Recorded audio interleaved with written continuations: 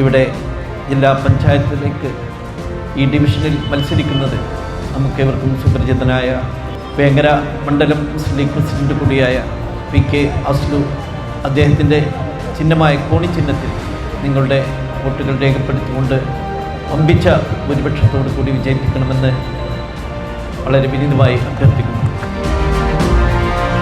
നമുക്കെല്ലാം ഒന്നിച്ച് ഈ കേന്ദ്ര സംസ്ഥാന സർക്കാരുകളുടെ ദുർഭരണത്തിനെതിരെയുള്ള പോരാട്ടത്തെ മാറ്റണം.